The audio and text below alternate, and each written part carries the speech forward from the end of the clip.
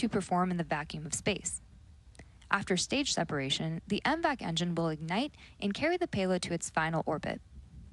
The second stage is connected to Falcon 9's first stage by the black composite inner stage, which houses the MVAC engine and the system that decouples the two stages during stage separation. Below that is the first stage, which is powered by 9 Merlin engines. These 9 Merlin engines provide the initial thrust to lift Falcon 9 off the ground through the lower, thicker part of the atmosphere. There are 8 engines arranged around one center engine and are collectively held in place by a structure called the octaweb. Each of these Merlin 1D engines delivers about 190,000 pounds of thrust at sea level, which gives Falcon 9 a combined 1.7 million pounds of thrust. Shortly after liftoff, the two stages of Falcon will separate. Stage 2 will continue to take the payload to its desired orbit, and Stage 1... Falcon 9 tanks are pressing for strongback retract.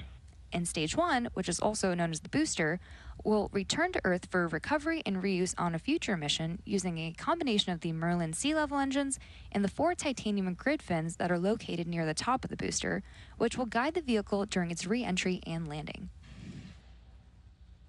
The Falcon 9 first stage is also equipped with 4 landing legs that deploy just before landing and allow for vertical touchdown on a drone ship or a landing pad. Strongback retract has started. We just heard that the strongback is beginning to retract.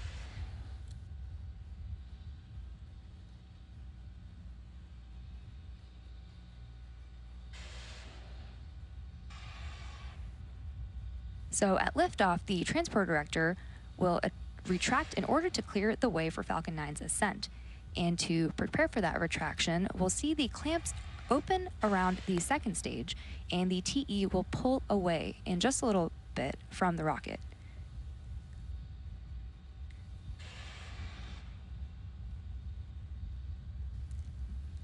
So those are the clamp arms pulling away from the rocket, and then the strongback will begin to pull away from the vehicle.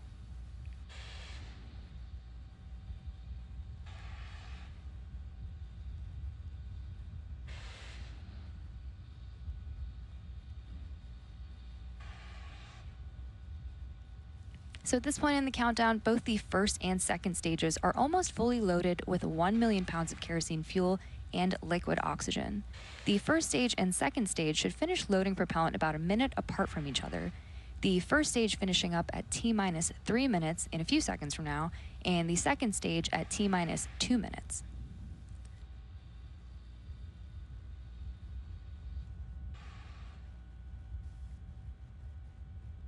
The white clouds you see around the vehicle are formed as the chilled gas above the LOX tank liquid surface vents overboard to maintain pressure in the tank as needed. And when the gas comes out into the warmer Floridian air, it condenses the water in the air and forms those clouds that you are seeing on your screen.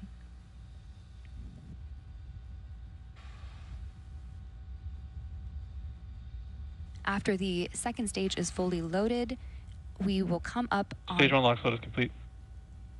So we just heard the call out for Stage 1 LOX load completion, and Stage 2, we will be hearing the call out for that one in just a little bit. And at T-minus 60 seconds, Falcon 9 will be in startup, and that means that the rocket's autonomous internal flight computers will have taken over the launch countdown. And after that, just inside of T-minus 2 seconds, we will light the Merlin 1D engines for liftoff. Stage 2 LOX load is complete. And we just heard a good call out there. The payload continues to be healthy, and the Falcon 9 team is tracking no issues on the rocket. So at T-minus 1 minute and 45 seconds to liftoff, let's listen in as we hear the series of callouts that lead up to launch.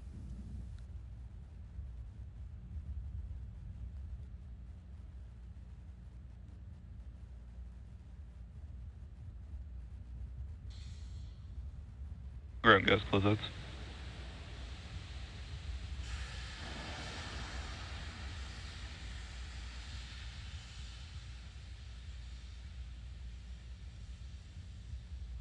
That white cloud from venting the TE LOX line is completely normal.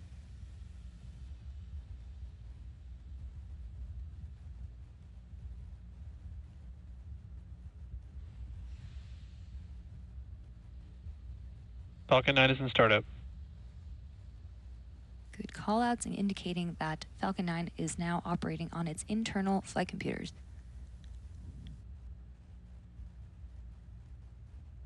Go for launch. So at T-minus 42 seconds, all systems are go for the launch of today's mission. Let's sit back and watch.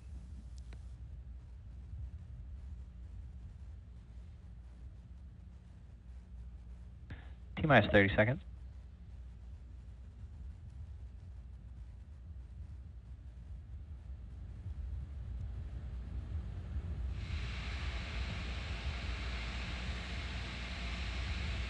-15 seconds. T-minus 10, 9, 8, 7, 6, 5, 4, 3, 2, 1. Ignition. Engines full power and liftoff. Go SpaceX, go Falcon, go RRT-1.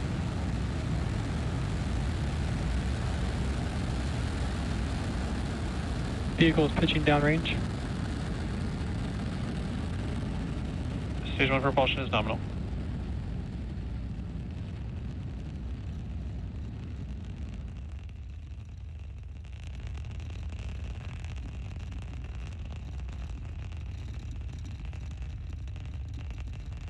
Falcon 9 has successfully lifted off from Space Launch Complex 40 at Cape Canaveral Space Force Station.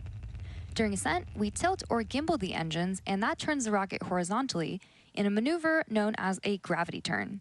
We're still going up, but now we're also heading horizontally away from the launch pad. Moments ago, we throttled Power and telemetry nominal. Good call out there. Moments ago, we throttled the engines down on the first stage in preparation for max Q, or maximum aerodynamic pressure. Falcon is supersonic. Falcon 9 is now supersonic.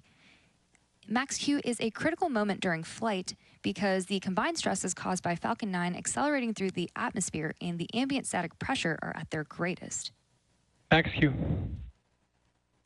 And we are now at max Q, and the rocket typically needs to go about 17,500 miles per hour horizontally in order to avoid being pulled back down to Earth and get into orbit. You can track our progress to orbit by keeping an eye on the Stage 1 telemetry in the bottom corner of your screen. And back chill started. Now we have several events coming up in quick succession. Main engine cutoff, or MECO, stage separation, second engine start 1, or SES1, and fairing separation. Main engine cutoff, or MECO, is where all 9 Merlin 1D engines shut down to slow the vehicle down in preparation for stage separation, which is where the first stage separates from the second stage. Followed by this, the MVAC engine on the second stage will light, which is called out as second engine start 1, or SES1. This engine burn, lasting several minutes, will propel the second stage and the payload to orbit.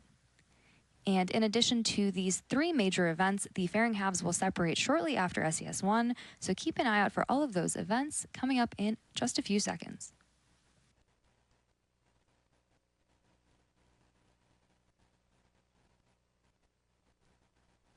Main engine cutoff. Stage separation confirmed.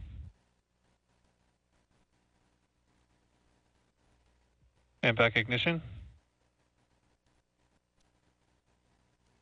And there you heard and maybe just even saw those events that happened back to back, which again were MECO, Stage Sep, and SES1.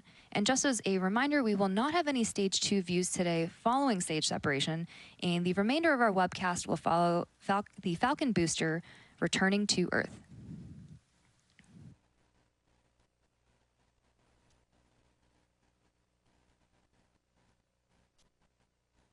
Next up will be fairing separation, about 10 seconds.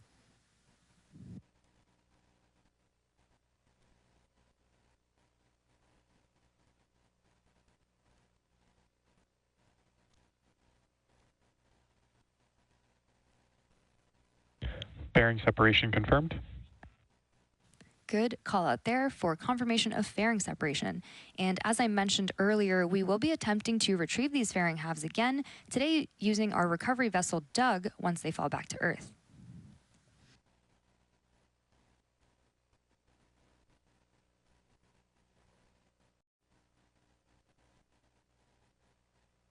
It's about T plus 4 minutes and 3 seconds into today's mission. At the T plus 6 minute and 12 second mark, we expect to have some great views of the first stage entry burn. And for the entry burn, we relight 3 of the M1D engines on the first stage, starting with the center E9 engine, followed shortly after by the E1 and E5 engines. This helps slow down the vehicle as it passes back into Earth's denser lower atmosphere. We need to slow it down to reduce re-entry forces, which ultimately helps us recover and reuse the first stage.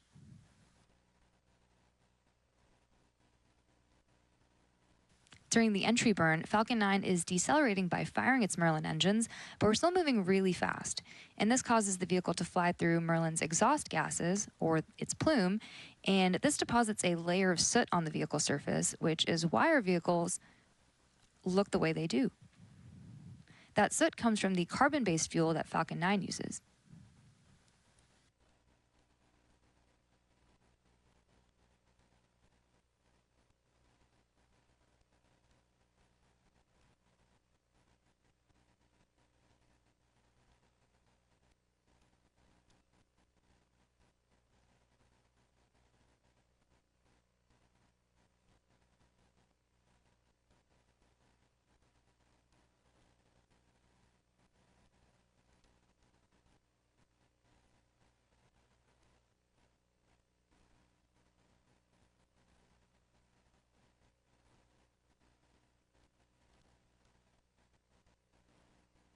On second thought, we might not have great views of entry burn, but hopefully we do. Reusability is key to lowering the cost of spaceflight, which enables more investment in critical scientific research. The Falcon 9 first stage that is supporting today's mission is flying for its 4th time. And while this booster is on its 4th trip to and from space, we're working towards qualifying our fleet of Falcon boosters and fairings to support 40 missions each. Stage 1 entry burn startup. Stage 1 FTS is safed.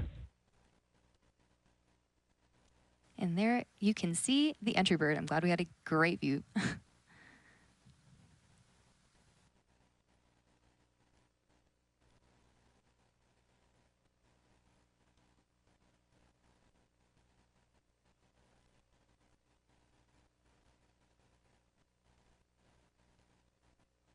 Stage 1 entry burn shutdown. Good call out there for the end of entry burn. As you can see on your screen, the telemetry on the bottom left-hand corner indicates that the first stage is slowing down.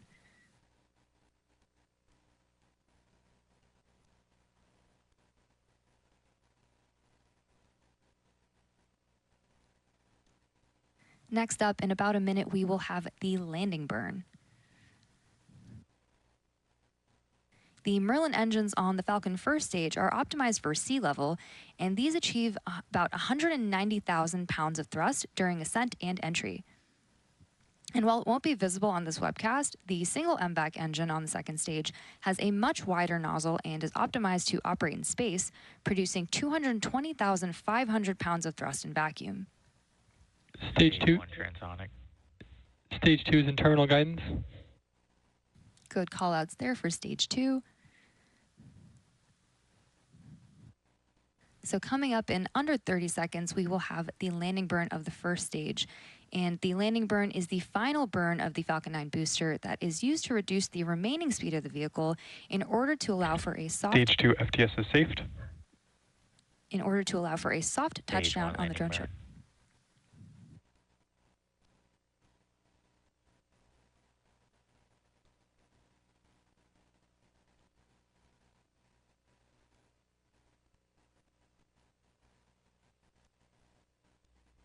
And back shutdown. Stage 1 landing leg deploy. Great view of our drone ship, a short Nominal follow-up park orbit toss. insertion.